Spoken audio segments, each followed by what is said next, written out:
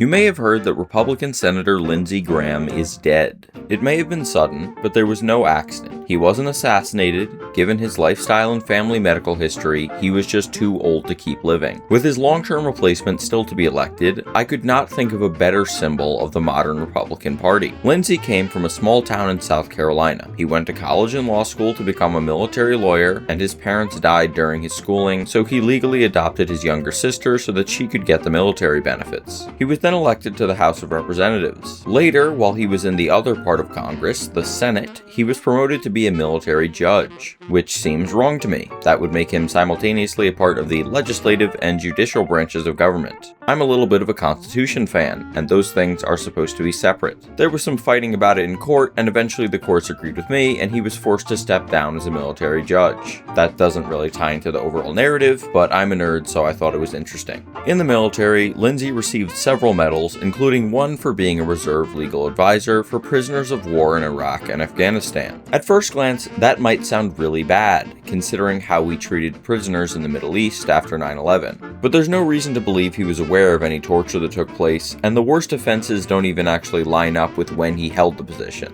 If you're interested, I would recommend watching Standard Operating Procedure, a documentary that shows how the guards in Abu Ghraib not only constantly committed war crimes, but also took hundreds of pictures of themselves doing it for no reason. Everybody knew.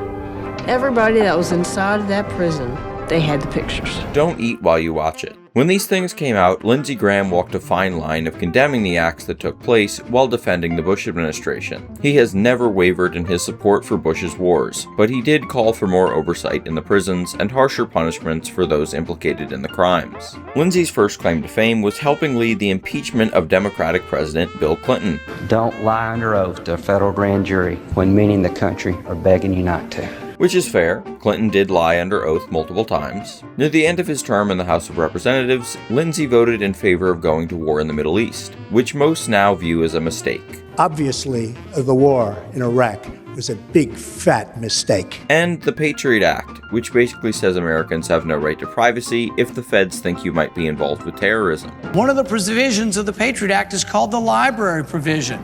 They can look at the books you check out in the library. People say, well, still a judge has to sign these warrants. But we changed the standard. The standard of the Fourth Amendment was probable cause. They had to at least convince a judge that you were a suspect, that you were doing something wrong.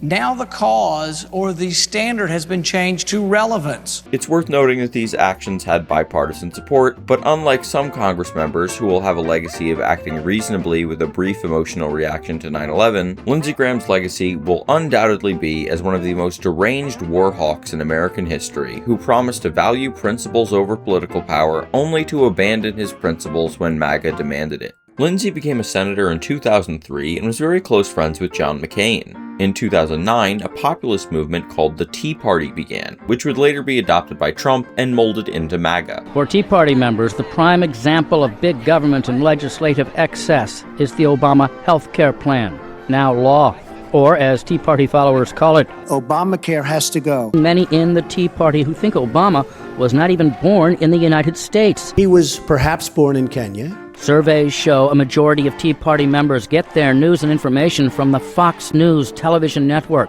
Trump at the opening of the New York Stock Exchange, it's just another sign that his victory was the greatest comeback of all time. It may be hard to imagine now, but at one point, some Republican politicians were rejecting the most radical aspect of their party. I can't trust Obama. I have read about him, and he's an Arab. No, ma'am. No, ma'am. He's a decent family man, citizen that I just happen to have disagreements with. Instead of just repeating everything they say or playing dumb. Tariffs clearly is going to be a part of the policy agenda from the White House.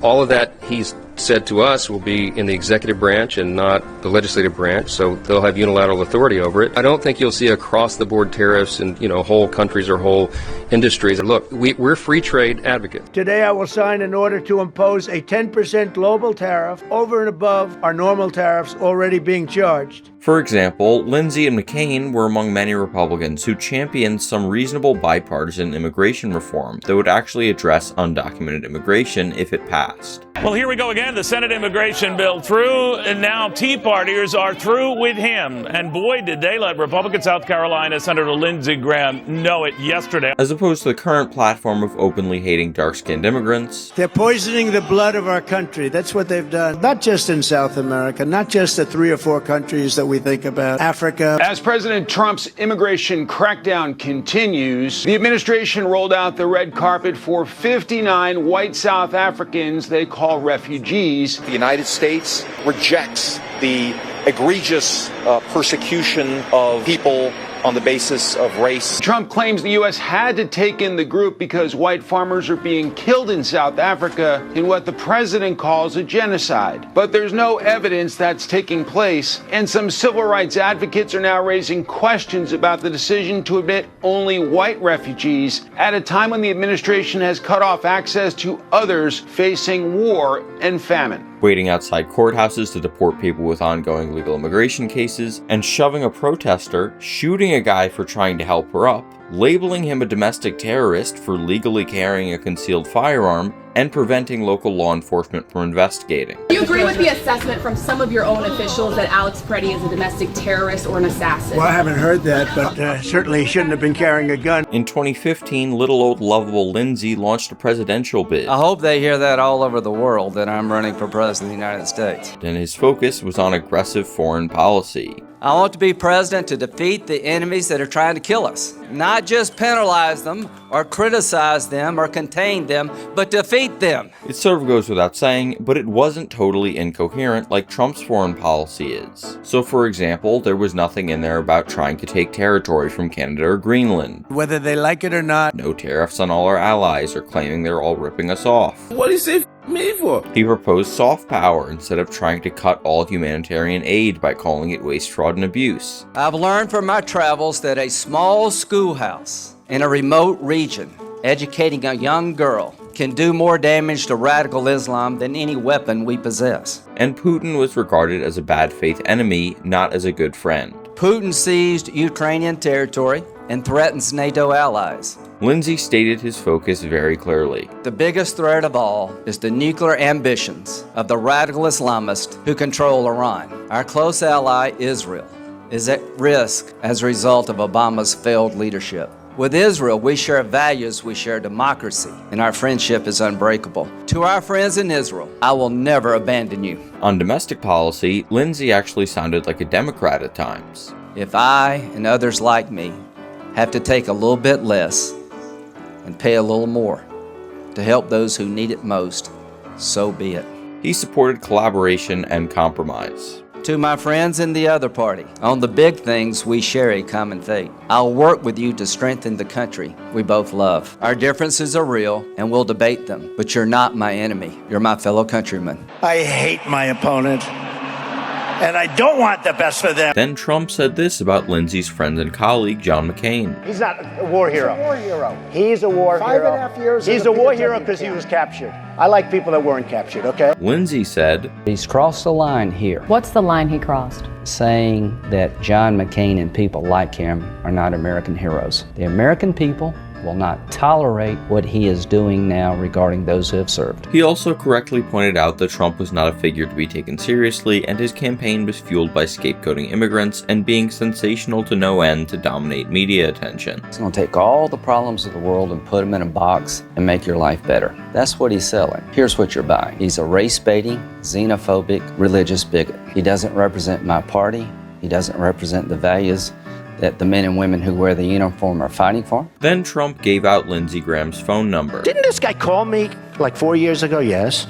He called me 4 years ago, 4 years ago. Lindsey Graham, I didn't even know who he was. I wonder if it would be possible for you to call Fox. Fox and Friends are so great. Brian and Steve and Elizabeth, they're great people. And he wanted to know whether or not I could give him a good reference on Fox and Friends. I wrote the number down. I don't know if it's the right number. Let's try it. 202. Lindsey dropped out of the race after he had to attend a few kiddie table debates for the candidates who were polling too low to be in the real debates. You have officially endorsed Ted Cruz. If we can play this. Well, Ted was my 15th choice. If you killed Ted Cruz on the floor of the Senate, and the trial was in the Senate, nobody could convict you. What turns you on about Cruz?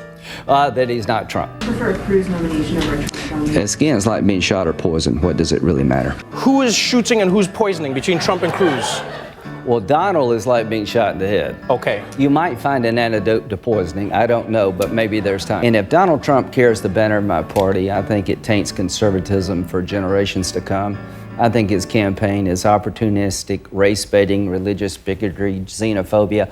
Other than that, he'd be a good nominee. When Trump was elected, he largely fell in line. He voted in favor of funding Trump's border wall, which Mexico obviously didn't pay for, and he voted for the Tax Cuts and Jobs Act, which cut taxes for working people a little bit and wealthy people and corporations a whole lot. Lindsey had two standout moments in 2018. The first was being sad when his friend John died. All the praise that's being heaped on John McCain does not apply to the president.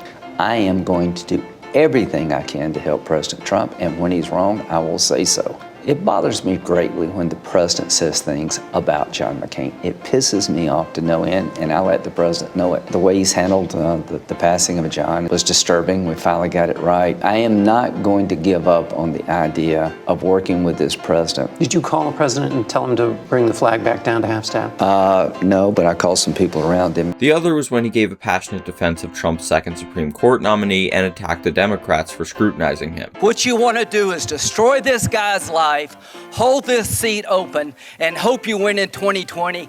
You've said that. This is the most unethical sham since I've been in politics. You're looking for a fair process? You came to the wrong town at the wrong time, my friend. Do you consider this a job interview? The advice and consent role is like a job interview. Consider that you've been through a job interview. I've been through a process of advice and consent under the Constitution. Would you say you've been through hell? I've been through hell and then some. This is not a job interview. This is hell. You're supposed to be Bill Cosby when you're a junior and senior in high school, and all of a sudden you got over it. It's been my understanding that if you drug women and them for 2 years in high school, you probably don't stop.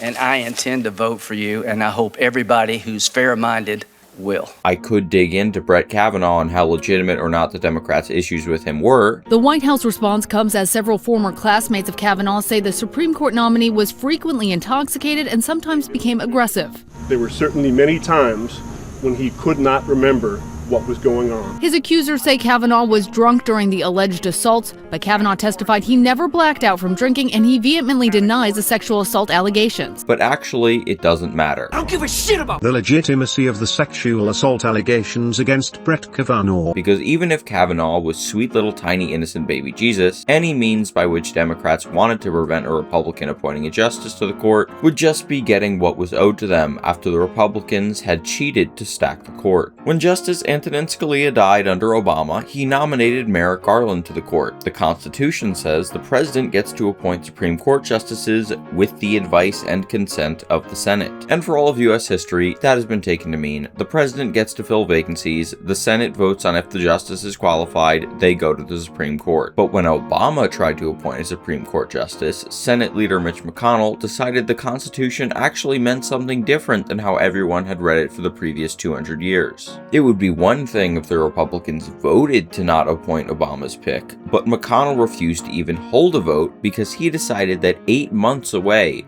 was just too close to the next presidential election, so the president couldn't appoint a Supreme Court justice. One of my proudest moments is when I looked at Barack Obama in the eye and I said, Mr. President, you will not fill this Supreme Court vacancy. Now, a good skeptical question from the viewers would be, had anyone ever tried to fill a Supreme Court seat that close to an election before? We don't need to look further into the past to prove the inconsistency, though. When Ruth Bader Ginsburg died, Trump nominated Amy Coney Barrett less than 2 months before the upcoming election and during a global airborne health pandemic. But Mitch McConnell happily called the Senate to vote, and she was confirmed 8 days before Election Day. I want you to use my words against me. If there's a Republican president in 2016 and a vacancy occurs in the last year of the first term, you can say, Lindsey Graham said, let's let the next president, whoever it might be, make that nomination, and you could use my words against me, and you'd be absolutely right. This blatant bullshit is why 6 of the 9 Supreme Court justices were appointed by Republicans, and 3 of them by Trump specifically. This seems like a good opportunity to go over some of this court's highlights. The first big one was overturning Roe v. Wade. From a strictly legal standpoint, I think reasonable minds can disagree on whether the Constitution promises a right to an abortion. Ideally, we could have a constitutional amendment promising no restrictions on abortion access prior to a fetus achieving personhood, and defining personhood as beginning when a human fetus is able to have experiences.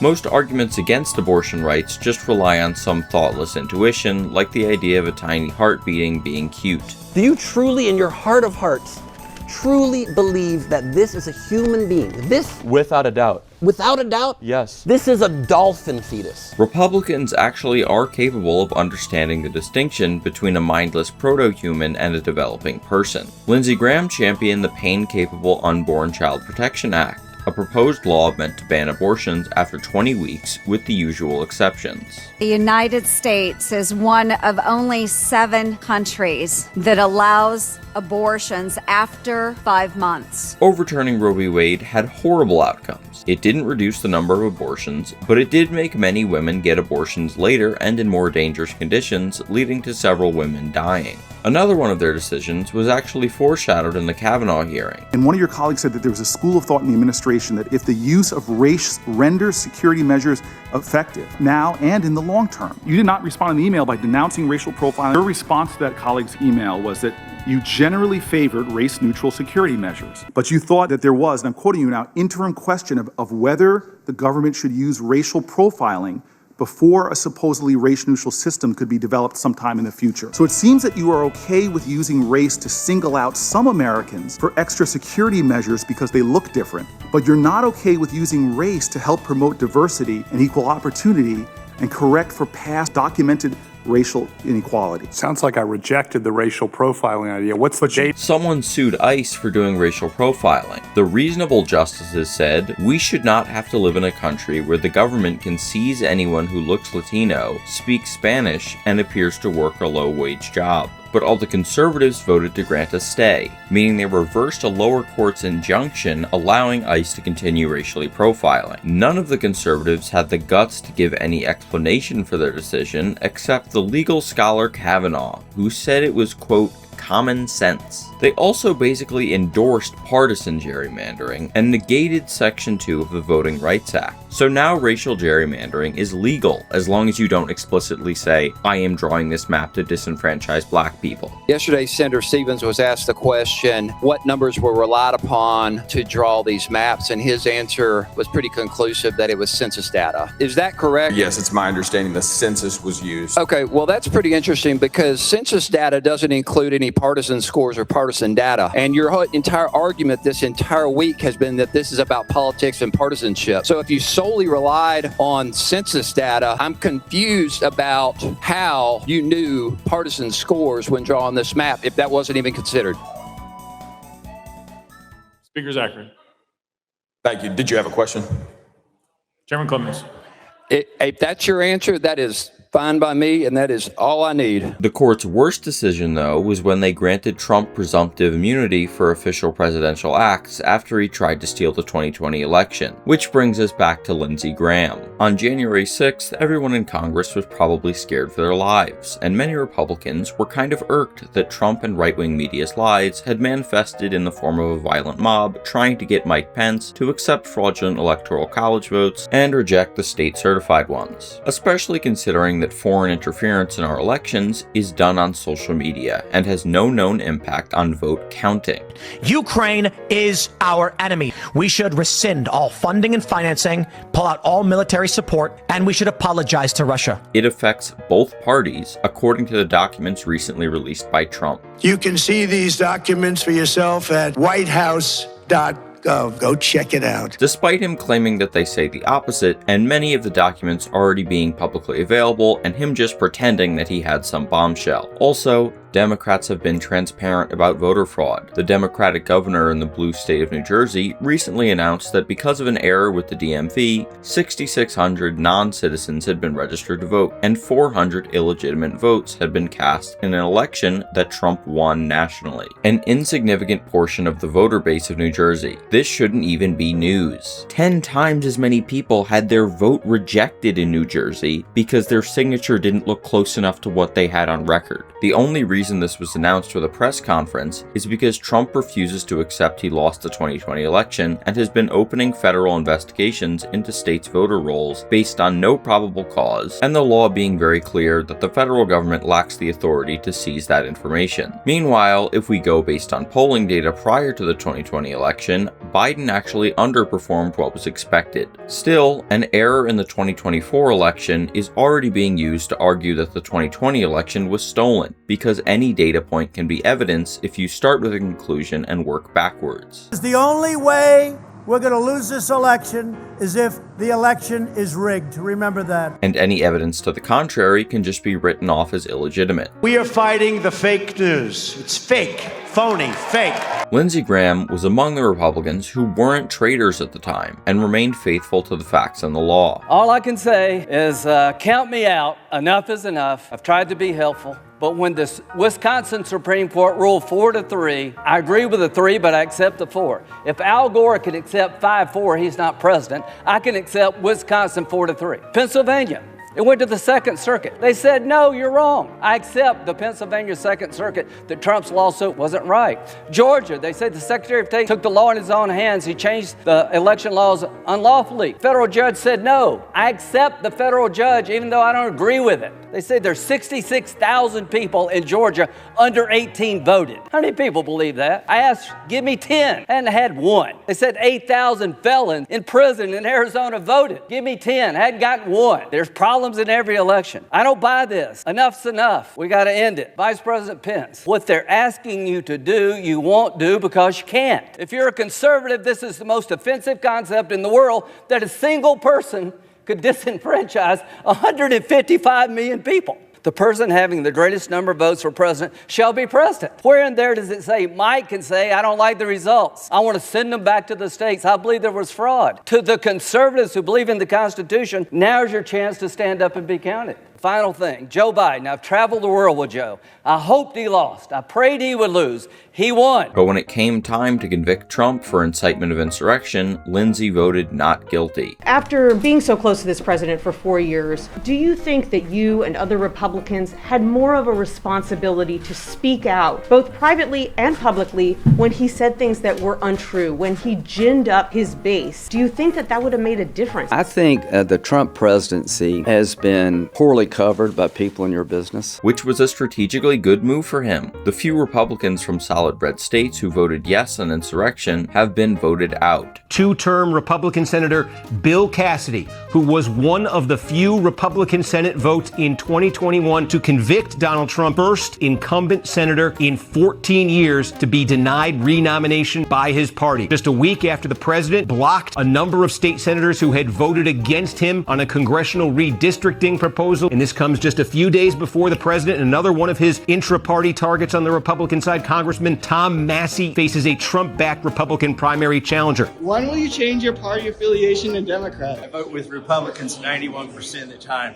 And the 9% I don't, they're taken up for pedophiles, starting another war, or bankrupting our country. As Trump and the Republicans have rewritten history for many on Trump's coup attempt. Not only were the Capitol doors more open than Hunter's nose on a Saturday night, but in many cases, the Capitol Police either escorted the protesters in like ushers at a wedding or stood by without objecting. Lindsey went back to being Trump's lapdog when he got reelected, although at times it seemed like he was holding back tears to play that role. Trump pardoned or commuted hundreds of people convicted of assaulting police in the January 6th attack on the U.S. Capitol. Put a lot of lives in danger, including yours. One example, Michael Fanone. He was a D.C. police officer. He was off that day, but he came in because he knew the officers needed help to protect the U.S. Capitol, to protect you and your colleagues. He was tased, beaten to the point he had a heart attack, threatened with being shot with his own gun. He had to scream back at them, I have kids. The man who tased him, Daniel Rodriguez, on Monday he was among those who got a full pardon. Are you okay with that? No. Have you talked to the president about this? No, Did you tell him no, I mean, that we've you're had this- opposed to what he did? We've had this debate. You know, I'm all in for him. I want him to win. There are people who testified, law enforcement prosecutors, who are worried for their safety. Well, the public was told by Trump what he would do, and he did it. So you can't say he lied to anybody. Biden said he wasn't going to pardon his family, and he did. Whether you like Trump or not, he said this is what I'm going to do. He says he and wants did to it. invite some of these pardoned to the White House. Do you think he should do that? I'll leave that up to him. Stuart Rhodes of the Oath Keepers militia, he had an 18-year sentence, seditious conspiracy. He was at President Trump's speech last night in Las Vegas. I don't think there's a restriction on him being there. I don't think Lindsey cares much about America in terms of Americans. He loves America because it allows him to impact other countries. He was always fully on board with the One Big Beautiful Bill Act and the Save America Act because Lindsey would do or say anything to defend and promote Trump so long as it isn't literally trying to steal a presidential election. Lindsey's priority number one was staying in Trump's good graces so that he could manipulate him. Iran, he's letting this thing slip away. We had him on the ropes, and his indecision's coming back to hurt us. I got to go talk to him, unleash Israel to hurt him, and maybe you'll get a better deal. I'm going to exploit that this is the party of Trump, and what I'm trying to do is prove that isolationism is an outlier in our party. So this was a referendum on isolationism versus Lindsey Graham, MAGA Trump. When everyone's favorite world leader, Benjamin Netanyahu, was looking for a way to get Trump to start a war with Iran on his behalf, he went to the Trump whisperer. So when you wonder why Trump would make your stock portfolio perform so poorly and your gas prices be so high, don't just think he could only have gotten that idea from Benjamin Netanyahu. Because Bibi couldn't have done it without Lindsey Graham. I need to shave, but stay black, stay gay, stay Jewish.